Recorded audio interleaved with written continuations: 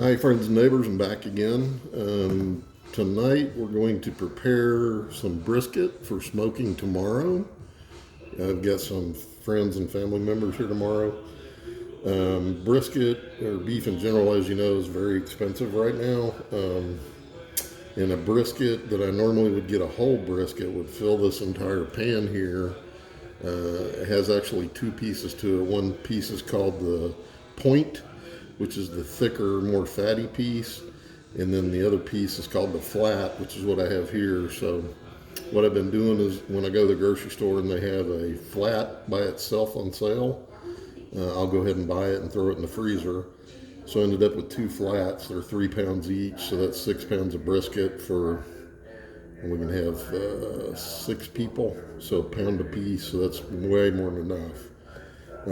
So what we're going to do now is season it. In Texas, we dry rub the brisket, so we don't marinate it or stuff it full of different things. We put a spice mixture on it, rub it in. This is what I use. Fiesta, that's a local Texas company.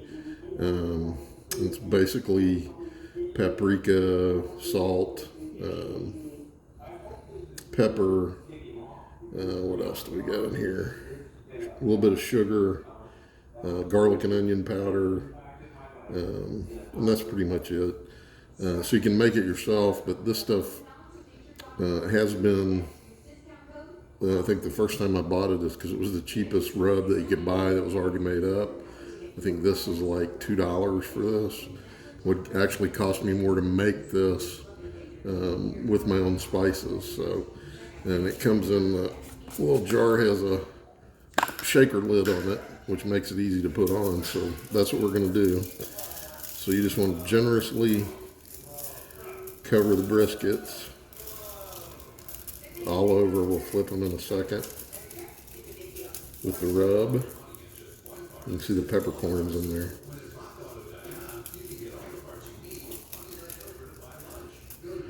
And then we'll kind of pat that in. Some of it's going to fall off into the pan. That's okay because we're going to flip it. This is the fat part, which is where most of your flavor comes from.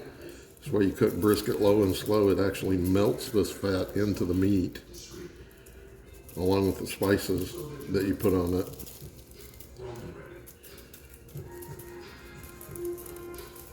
So we'll get this nice and covered.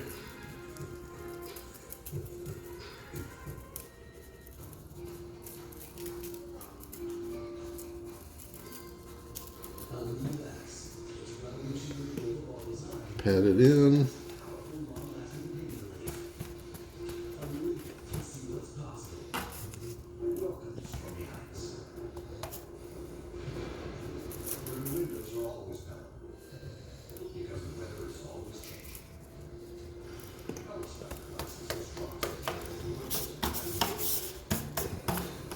Once you get it completely covered, that's really all you have to do. I'm going to put some stretch wrap over the top of this, put it in the refrigerator overnight, and then we'll come back.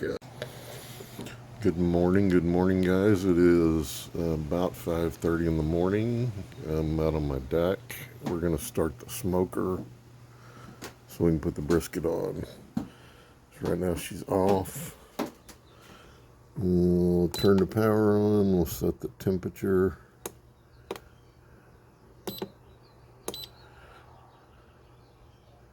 Usually do brisket about 230, 235. That's Fahrenheit.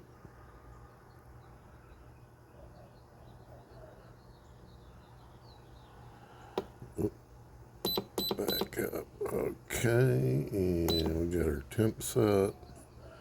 I'll go time.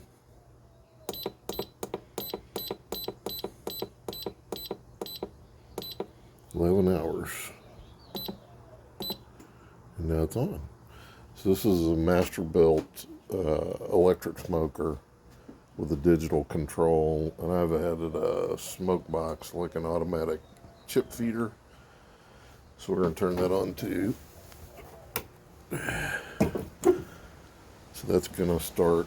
I've already set the chips up inside in this funnel-like thing. It's too dark out here to see it. And it'll start smoking the inside. Once we get it up to temp and we got some good smoke rolling, then we'll put the meat on, and I'll show you that here in just a moment. It's kind of windy today, overcast. It's my backyard fire pit. I usually use the Masterbuilt smoker because it works real well. Uses chips instead of wood, which is a lot easier to control. And then it has an automatic temperature control, so pretty much once I get it in there, I don't have to to check it much. I don't have to go back and forth and open and close dampers to check the temperature. I also have a Kamado grill, which is that thing out there. Some people call it a big green egg. Mine's red. That has a diverter. I can also smoke on that, on real wood, or this kind of stuff, which sometimes I do, but it requires a lot more fiddling around while you're cooking it, so you end up having to be out there constantly checking. So for now, I'm going to turn this off, and we'll come back when it's up to temperature and put the meat on. All right. You can see we got smoke coming out. We're at 250. Sometimes when it first heats up, it'll go a little higher than what I set it at, so it'll come back down. We had the meat, got that out. That's been in the refrigerator overnight with the rub on it. Pardon the shaking, I'm putting my barbecue glove on. So we're going to put the meat in the smoker.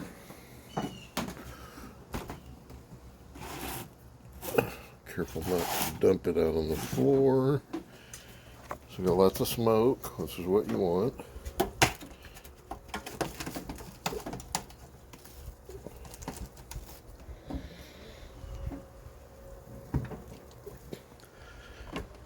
I can do, the other thing I like about the smoker, I could do a couple of big briskets in here. I could do 2 briskets and several racks of ribs, because I have 4 cooking racks in here, so you can cook a lot of things at the same time. Today we're just going to do this. We have some sausage which we'll put on about the last 2 hours of the cook.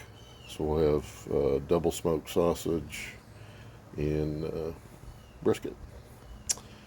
All right, well, we're going to close it up.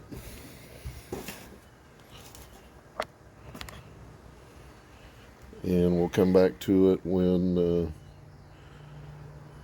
it's been in there about 4, maybe 5 hours. Check on it, and then somewhere between 5 and 7 hours we'll wrap it. That's it for now. Okay, welcome back.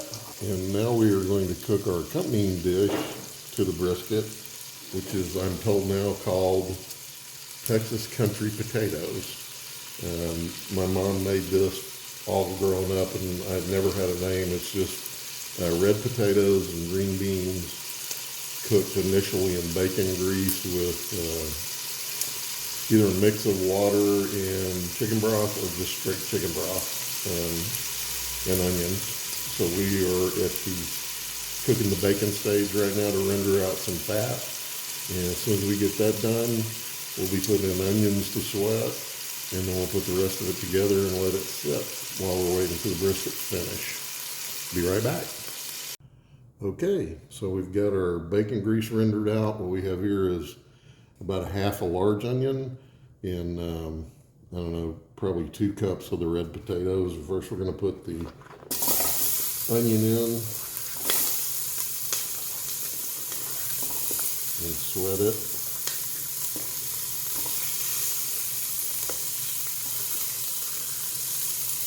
Put the potatoes aside for now.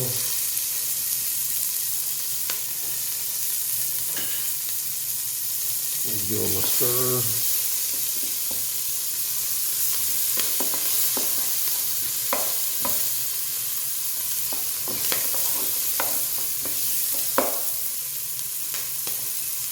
just till they're translucent and soft.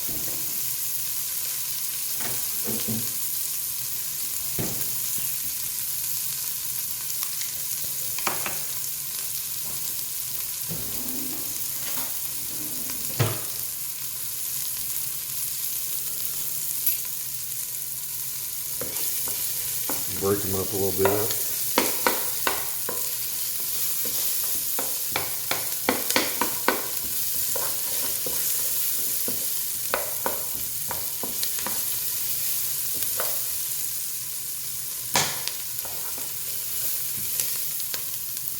Alright, now they're translucent. We'll put in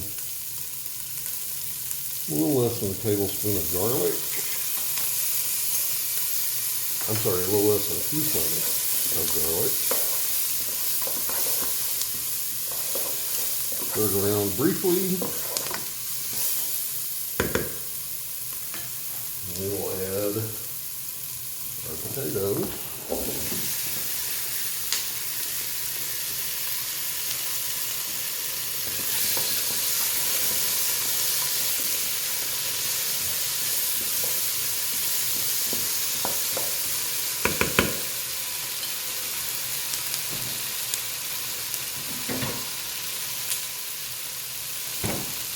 And some chicken broth or stock. I only need to add enough to cover the potatoes if I have them in a single layer.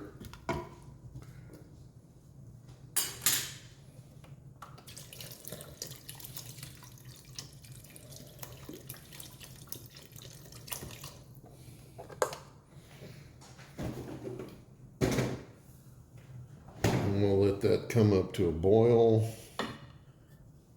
And when it boils, we will add green beans. Be right back. And we're back. We're boiling now. Not a high rolling boil, just a little bit of a boil. So we'll also, since we hadn't put any pepper in here yet, I don't think it's going to need salt because the stock has salt in it. With a little bit of fresh ground black pepper.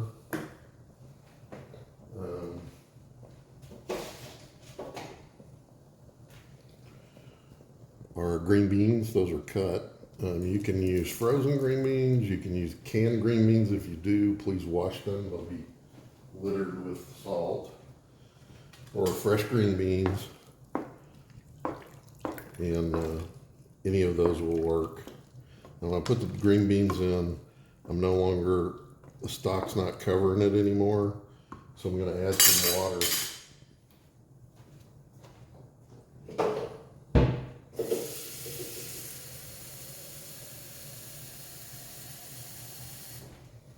And again, you only have to add enough liquid to cover the potatoes and the green beans. And last but not least, you had your bacon that you rendered the fat for. Just crumble it up and put it back in. Extra flavor.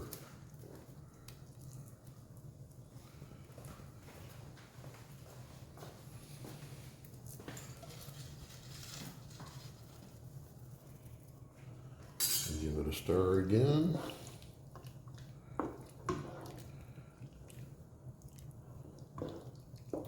So the potatoes, of course, are not cooked. Generally, they take about 20 minutes at a boil. We got this on kind of a soft boil because I'm going to let them go till we're ready to take the brisket off, which may be more than 20 minutes. So we'll turn that down, put the lid back on, and we'll wait till everything's done. All right, the brisket is done. Got one of the flats, we cooked 2 of them. So we'll take the big part of the fat cap off.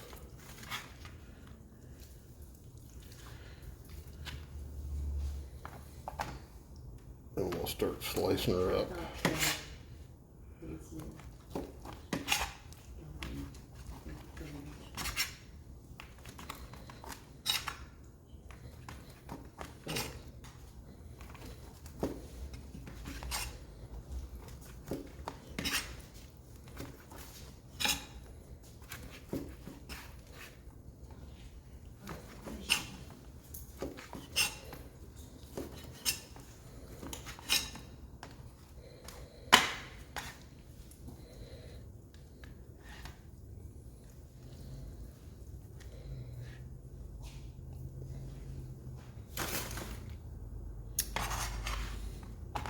And we also smoked some sausage.